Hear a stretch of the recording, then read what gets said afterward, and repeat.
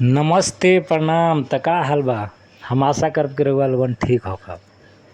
त आज एगो बात बता दिए कि टी सीरीज यूट्यूब चैनल से एगो गाना आइल बाटे जेकर नाम ह बारात में बवाल करेबू का। एकर में गइले बाड़े टुनटुन भैया आ गाना लिखले बाड़े शैलेश राज यादव आ म्यूजिक दिले बाड़े ए.बी. गुप्ता।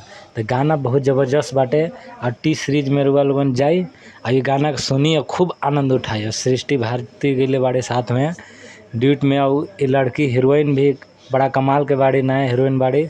तो रउआ लोगन टी सीरीज यूट्यूब चैनल पर जाई और टुनटुन भैया के गाना सुनी और मज़ा उठाई। गाना के नाम बाटे बारात में बवाल करेबू का।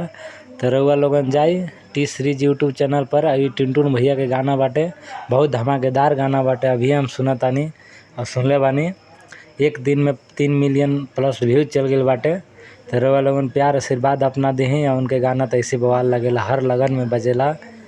तो आज के लिए इतना ही। जय माता जी, नमस्ते।